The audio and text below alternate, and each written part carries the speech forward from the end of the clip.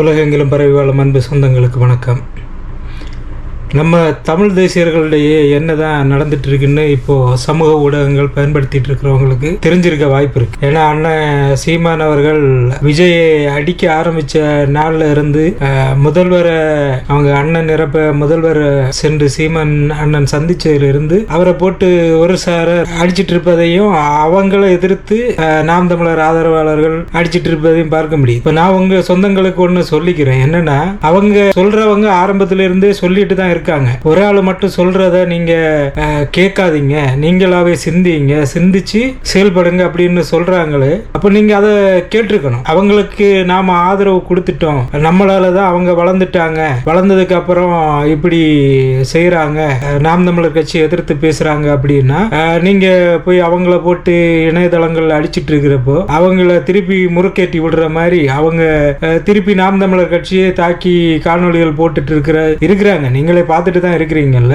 ஏன்னா அதை நீங்க தான் ட்ரிகர் பண்றீங்க, அதுக்கான வழிவகைகளை நீங்க தான் செஞ்சு கொடுக்குறீங்க. இப்ப அவங்க ஆரம்பத்துல அண்ணன் கல்யாண சுந்தரம் அவங்க எல்லாம் வெளியேறினப்போ இதே மாதிரி அவங்க ஆதங்கத்தை கொட்டி நாம் தமிழருக்கு ஆதரவான காணொலிகள் போட்டுட்டு இருந்தவங்க அப்போ அதெல்லாம் நிப்பாட்டி கொஞ்ச நாள் அதை பத்தி பேசாமே இருந்தாங்க. திருப்பி ஒரு கட்டத்துல அண்ணன் தான் பேசி அவங்க கிட்ட எல்லாம் சொல்லி அவங்க மீண்டும் காணொலிகள் போட ஆரம்பிச்சாங்க. திருப்பி இப்ப என்ன மனக்கசப்போ என்னமோ தெரியல, அது வேற விடயங்கள் கூட இருக்கலாம். ஆனா நம்ம அதெல்லாம் நம்ம தான் பெருசாக்குறோமோன்னு தோணுது. அவங்க போடுறாங்கன்னா நீங்க அவங்கள கடந்து சொல்லுங்க. உங்களுக்கு இப்போ அந்த வலைவலி பிடிக்கல அப்படின்னா அந்த வலைவலியில நீங்க பின்வாங்கிருங்க, அதை அன்சப்ஸ்கிரைபர் பண்ணிட்டு வெளியே வந்துருங்க. அதுக்கு போட்டுட்டு நீங்க எங்களாலதான் நீங்க வளர்ந்தீங்க, வளர்ந்துட்டு இப்படி பண்றீங்கன்னா, ஆமா அவங்க பேசுற காலத்துல நல்லா இருந்துச்சு இல்ல, இப்போ உங்களுக்கு கசக்குதுன்னா அதை நம்ம தவிர்த்துட்டு அவங்கள மீண்டும் நம்மளே பேசி பெரிய ஆளாக்குற மாதிரி சமூக ஊடகங்கள் அவங்கள பத்தி எழுதி பெரிய ஆளாக்குறது எப்படி? இப்ப யாரையும் விமர்சிக்க கூடாதுன்னு இல்லை,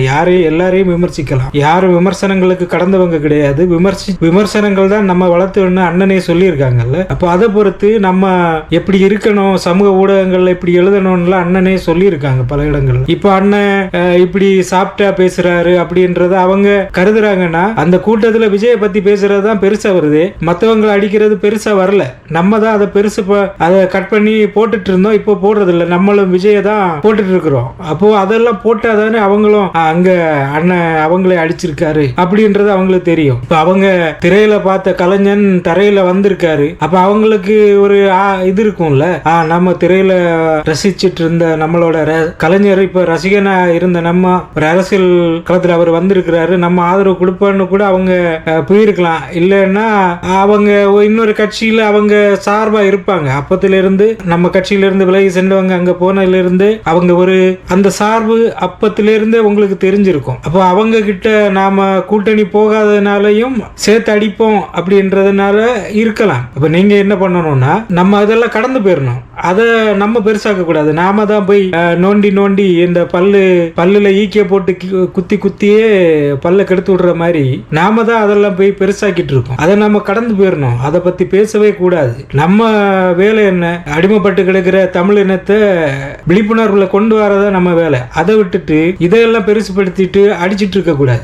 நான் சொல்றது எப்படி இருக்கு, நான் சொல்றதையும் நீங்க கேட்காதீங்க, நீங்களாவே சிந்திங்க. ஆமா இது இப்படிதானே செஞ்சிருக்கணும், கட்சியை விட்டு போனா உடனே அவங்கள திட்டுறது இல்ல இது மாதிரி ஏதாவது செஞ்சா திட்டுறது அது நமக்கு தான் கேவலமாவா வரும், திருப்பி வரும். அதனால அதை செய்யாதீங்க. செய்யாம நம்ம தமிழ் தேசியத்தை எப்படி வளர்க்கணும் அப்படின்றத சிந்திங்க. தேர்தல் காலம் வேற நெருங்குது, நாம இதே போட்டு பேசிட்டு இருக்க கூடாது. நன்றி.